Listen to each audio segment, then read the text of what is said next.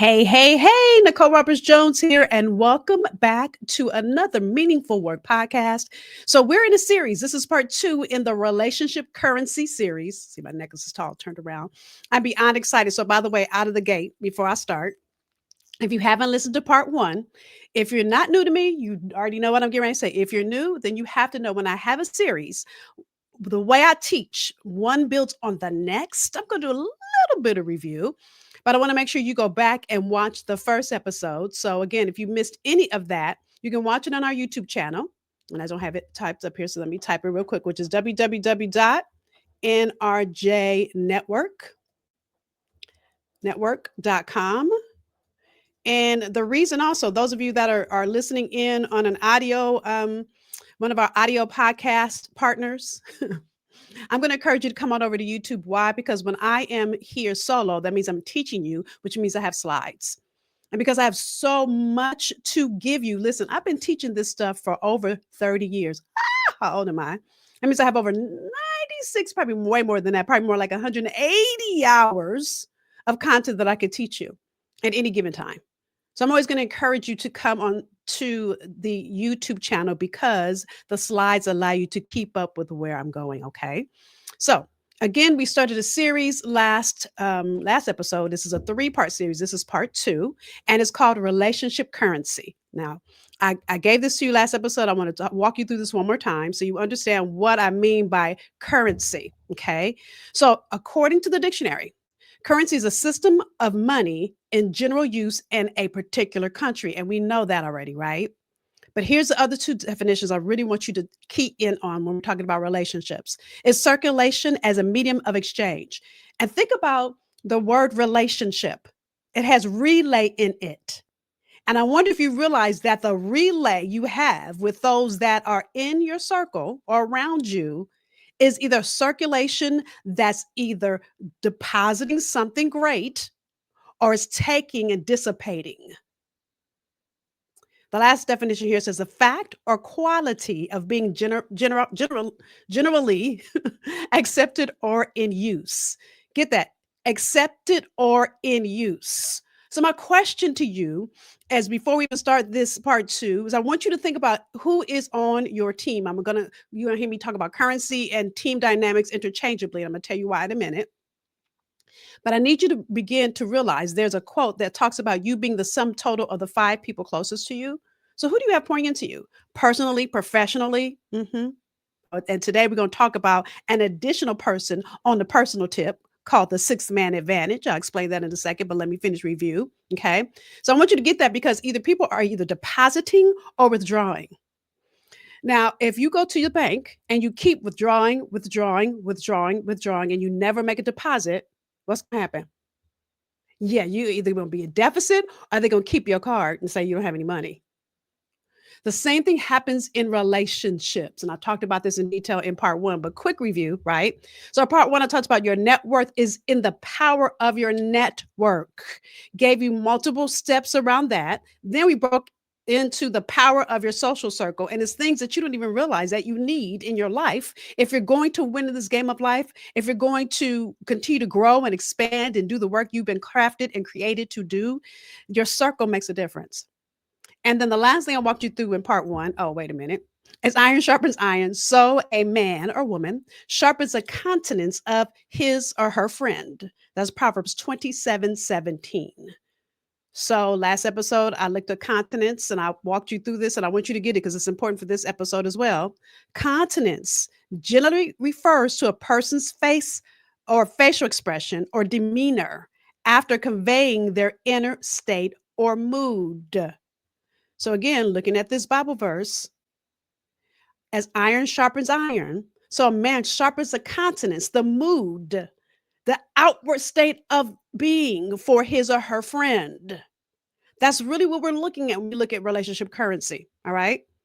So the last thing we talked about in part 1 was building your top 5. Now, again, if you missed any of those parts, please go back and watch it because I'm not going to go in detail, but you need all of that to talk about what we're going to talk about in this episode, which is the 6th man advantage. Now, let me out myself. I'm going to make some sports references, and if I mess them up, roll with me. Just get the point. Don't worry about if I'm messing up my sport reference. So the sixth man is, and we're talking about basketball. You guys that are here with me virtual, I mean on YouTube, see the picture of my guy sitting on the bench. He's probably sitting on the ground, but my visual goal was for him to be sitting on the bench. See, when you look at the game of life, the sixth man is not needed or necessary. So, yes, I'm talking about your mate. Some of you may be single. So, I don't want you to feel like this is not important to you because it is, because I want you to start looking at the kind of mate you're going to call to yourself. Some of you are already in a relationship, and this may be some of the things that aren't working in your relationship. And why am I such an expert? I'm not an expert, but I will tell you how I learned these lessons the hard way. So I call it the sixth man advantage because the sixth man comes off of the bench. And so sometimes you'll call them in and they'll be that extra person you needed to win the game. And sometimes you'll call them in and they'll fumble the ball. So you've got to know how to use your sixth man to your advantage. Y'all get that? Bible verse, I got to bring in some Bible. Therefore, a man shall leave his father and mother and be joined to his wife, and they shall become one flesh. So, again, you guys know I'm using the team aspect. So, think about it like this: you become one team. If you're one team, aren't you playing from the same playbook? Now, what happens when you get in a relationship and you guys have all together different plays? Can you imagine if you're watching the Lakers or the I live in DC now. I can't think of the DC basketball team. I'm from LA, y'all, so I'm always gonna say the Lakers, right? Because the Lakers were bad back in the day. Anyway, I grew up with Magic and that whole team. Okay. So if they were not all playing from the same playbook, the Lakers would not be as powerful as they are or once were. If I look at even the Dallas Cowboys as a football team, they were powerful in their heyday because they all were playing from one playbook, one band, one sound, one flesh. Okay. So even looking at this concept further, you guys know I love me some Tony Evans. My Tony Evans study Bible, nice really Bible commentary, says this about this Bible verse, which is to say they share a unity of purpose while retaining their uniqueness as individuals. That's what he's interpreting this Bible verse to mean. They share a unity of purpose. I'm getting excited while retaining their uniqueness as individuals. I need you to understand this. When I think about every relationship that failed, let me keep it all the way real. When I think about every relationship that failed prior to dating my husband, it's because my mate was trying to make me into something that I wasn't, or they didn't fully appreciate parts of me. We don't talk about all of that. I'm gonna tell you all my business, right? I was trying to get my husband to be on here with me, but our schedules didn't jive. So you get me solo, but just know I've learned these things in our conversation. Listen, I had the benefit of marrying a man that I call myself his upgrade wife. I was a second wife. So he learned some lessons in his first marriage that he made sure and talked to me about because he didn't want to repeat them in his second. I also studied relationships because I realized that the reason why my relationships weren't working prior to this is I was letting go of part of myself to be in that relationship. You should never have to be a 5%, a 10%, or a 20% version of you to be in a relationship. If they can't accept all of you, then they don't love you. Come on, somebody. So we're going to dig into this because I think this is a powerful conversation, especially for powerful women, because oftentimes we end up feeling like we have to let go of part of ourselves to be in a relationship. No, you don't. Not when you meet the right mate, the sixth man that's going to come in the game to win, not to withdraw, but to deposit and help you move your game forward, right? So, what I'm going to walk you through in this episode are the 4 principles to harness the power of your sixth man. Now, listen, again, whether you are married or you're single, if you're single, this is going to give you some great insight and conversations to have as you're dating. If you're married, this might give you some great little tweaks. Maybe some things are off, and trust me, my relationship is not perfect, but some of these things are where things are off. The 4 principles I'm going to walk you through, I would heavily suggest you look at that. In addition to this, the sixth man could even be in business partnership. Maybe you've been a solopreneur, or maybe you've been working a corporate career and you're getting ready to start a business and you're bringing in a partner. Same principles will apply. Okay. Y'all with me? By the way, if you didn't get a pen, you go grab one because I'm getting ready to go in. We're going to start with the first principle. First principle is you've got to love, honor, and respect.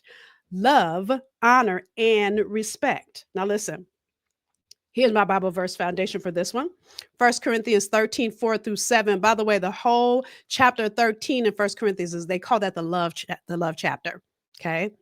And here's what it says. Love is patient, love is kind. It does not envy, it does not boast. It is not proud. It does not dishonor others. It's not self-seeking. It's not easily angered. It keeps no record of wrongs. Love does not delight in evil but rejoices with the truth. It always protects, always trusts, always hopes, and always perseveres, right? So when I think about this Bible verse, it makes me think of all the times in previous relationships, because I know y'all haven't done this, so I'm gonna talk about me.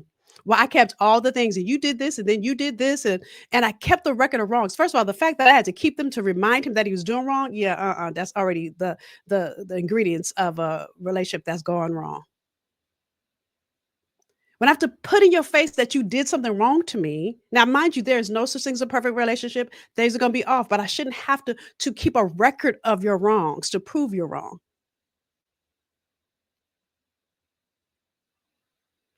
It does not envy, meaning that when my husband is doing great, I am so excited and I'm trying to help him win. The same way, listen, I remember, and I think I'm gonna tell this story later, but I'm gonna tell it now. I'm probably all the way off, but it just popped in my spirit. So I told you every man prior to my husband would fight me over owning a business. And I remember when I started dating Daryl, I was a little leery about letting him be a part of my business because of the predecessors before him always had a problem with the fact that I had a business and it was doing well. And will never forget this. We were at one of my, and by the way, my back then I had a nonprofit and I had a fundraiser every year. It was a big fashion event, celebrities. This is in LA and all the things. And because I was dating my husband at the time, I brought him in and I sat him in the audience. I didn't expect him to help. Now, mind you, we're in the back setting up and all the things. I brought him in, sat him down, said, "You sit here, enjoy the show. I'll see you at the end." My team and volunteers were all setting up. Now, the event was part inside, part outside. Outside for the pre-event was our silent auction. Well, it started to rain in LA. Hello. And so I run outside. Someone says, "Nicole, it's raining. It's raining." I'm like, "Oh my God." So I run outside to try to figure out what to do with the silent auction. And I see people running, putting stuff in another place. And I said, "What are y'all doing?" And they said, "The man in the brown suit." Well, guess who the man in the brown suit was? That was my husband. He saw a need. I didn't ask him to do anything. He went in and started to take it. And then he said, "Baby, I got this. You go do what you were doing." In that moment, well, I knew before then, but that was like the cherry on top of the I know I'm gonna marry this man pie because he stepped in, love, honor, respect. He never felt like he was playing small. He never felt like he was behind me because he's not, he's beside me. And every man before that either told me, "Don't why you got to tell people what you're doing," or had these feelings because they were envying what I was doing. I want you guys to get this. My husband doesn't envy. He finds his place and helps me, as should a good girlfriend too. And they do that too, right? So here's a quote from Henry Thurman that I love that says, "Love has no awareness of merit or demerit. It has no scale. Love loves. That's its nature." Even further, in Romans 12:10, it says, "Be devoted to one another in brotherly love, honor one another above yourselves." See, in that moment, the man in the brown suit was honoring me. He wasn't even worried that he was already dressed up. Mind you, we all had on t-shirts and sweats. We weren't dressed. All my team that was working, we were all dressed down. Daryl was dressed for the event. He had taken his jacket off, rolled his sleeves up, and was making it happen. And so I wonder if you really look at your top five players and even the sixth man, are they honoring who you are in everything they're doing? Do you feel unconditional love coming from them? Or do you feel like you have to not be part of you to be in relationship with them? Mhm. Ooh, that's all I'm gonna say right there. See, honor is a gift we give to each other. Love is a gift that we give to each other. And so the question is, how are you gifting others with love that comes from you? See, it's not contingent on how you feel in that moment. So, like for instance, the times that my husband gets on my nerves, I get on his. It's not contingent on that moment. It just made me think of another story. So, the fundraiser before this one, this is so funny. I had just started dating my husband in this one, and we were in a boutique in Beverly Hills, St. John Boutique. I had a fundraiser in St. John's in Beverly Hills, and imagine my husband is not from LA. Yes, we were dating long distance, and I needed ice. So I said, "I need you to go get some ice." He's like, "I don't." I said, "I need you to just figure it out." And I walked away. Now, any other man would be like, "No, she didn't," and I'm not doing. He didn't get mad. He knew I was in production mode. I was focused. He went and found somebody else. One of my girlfriend's husbands said, "Hey, man, come show me where we can get some ice." And they went off to get some ice. I'm giving you these examples because in my previous relationships, oh baby, that would have been a fight right there on the premises. And even if I did offend Daryl, and we laughed about it later how funky I was, right? And I said, "Oh baby, I'm sorry, I didn't realize." And we laughed about it later. But in that moment, he honored who I was. He honored what was happening and honored the work I was doing. He let go of every other feeling he was having because it's not about emotion in that moment.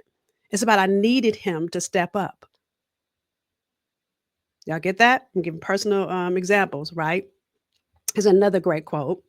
Love is more than words or three words. Love is more than three words mumbled before bedtime. Love is sustained by action, a pattern of devotion in the things we do for each other every day. That's by Nicholas Sparks.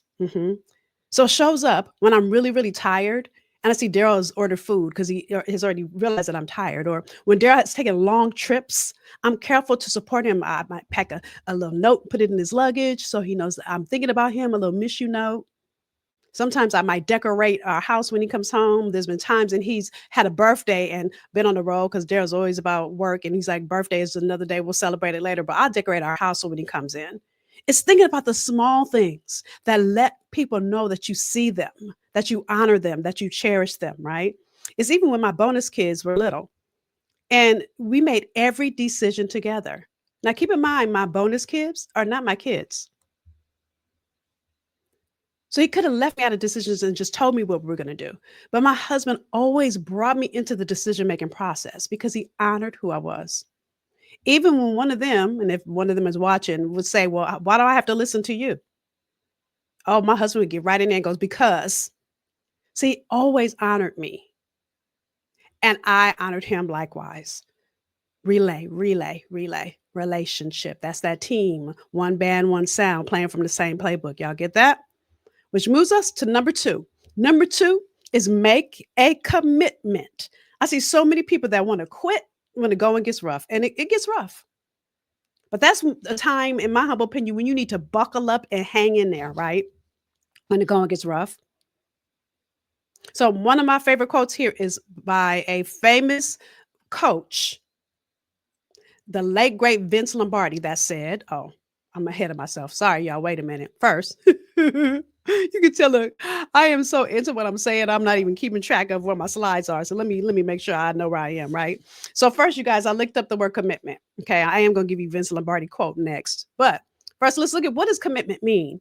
It's the act of committing to a charge. It's an agreement or a pledge. It's a state or an instance of being obligated or emotionally impelled. It doesn't say when you don't feel like it, you don't have to. It doesn't say that it's based on emotion. It says it's an agreement or a pledge, period. This is why we take wedding vows. Better or for worse, richer or for poorer, sickness and in health. You know, it's funny. My husband and I had surgery 6 months apart from each other.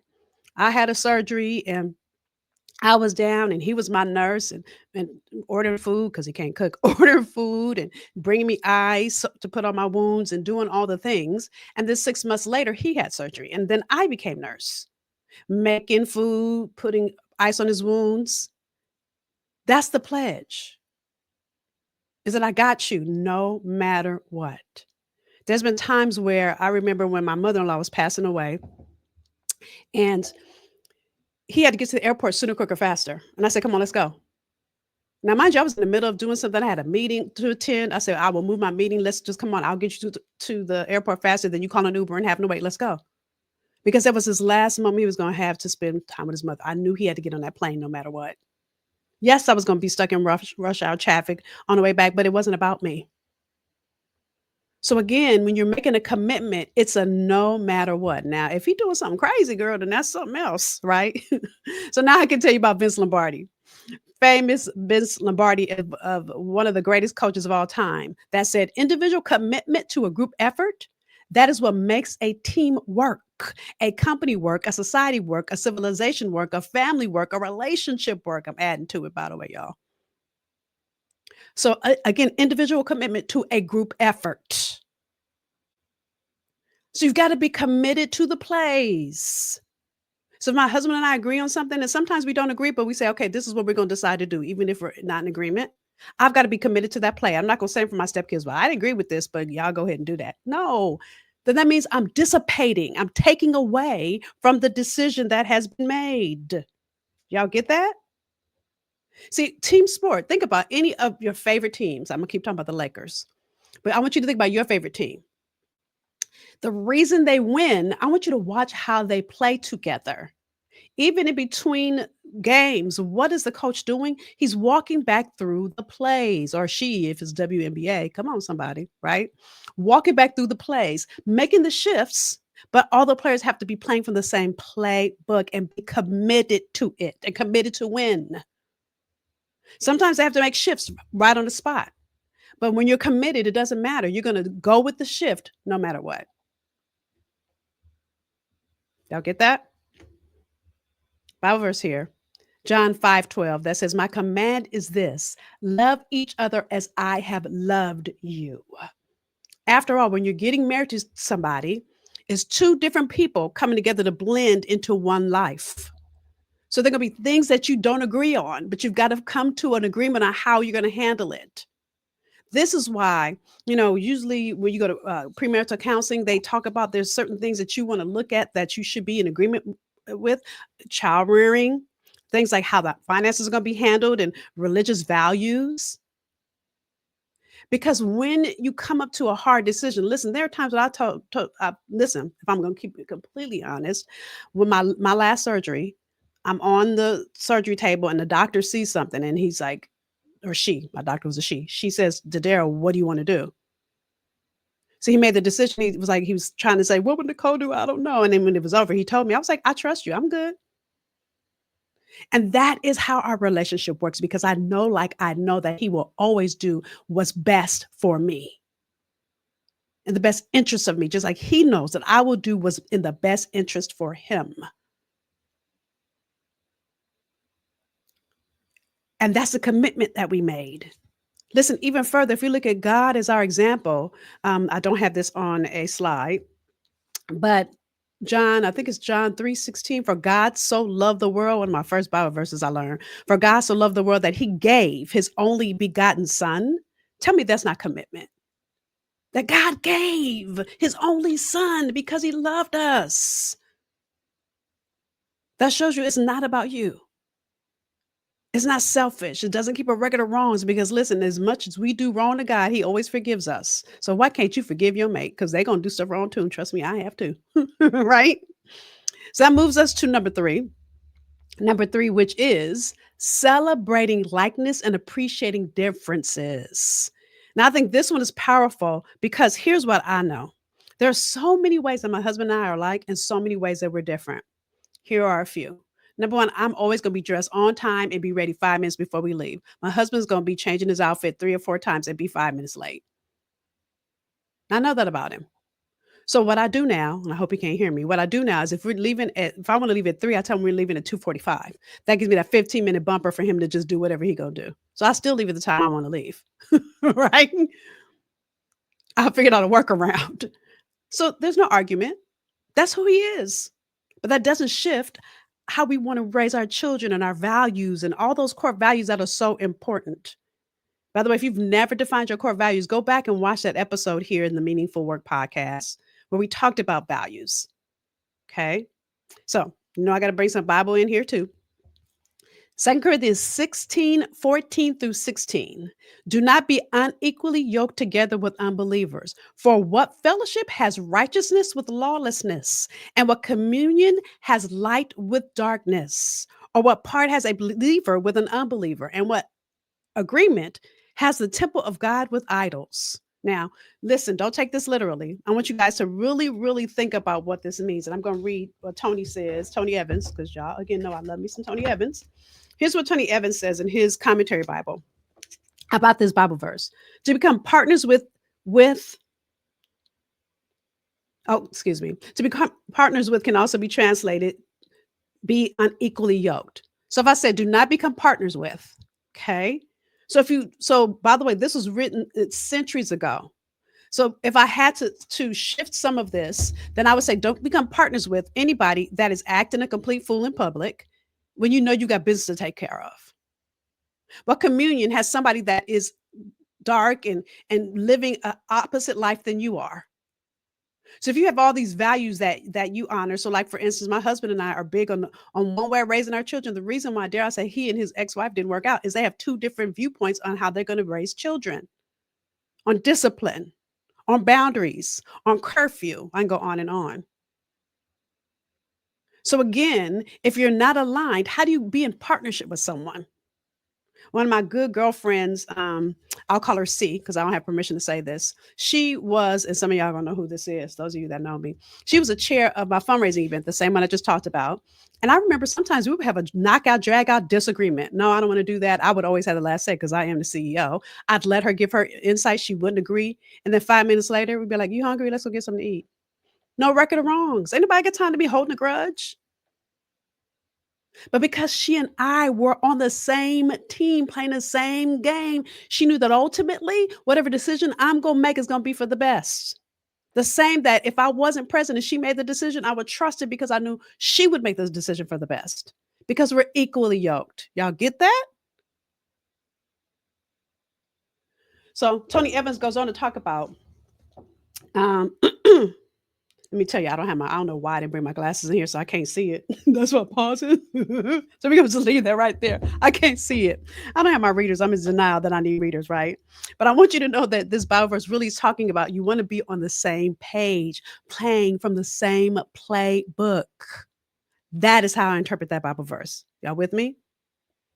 So with that, I'm walking into number 4, and I'm gonna tell you, number 4 is my favorite principle. Number 4 is what we call the 3 lives principle. Now, I got to give my husband credit for this one. See, I met my husband again. I told you guys he had already been married.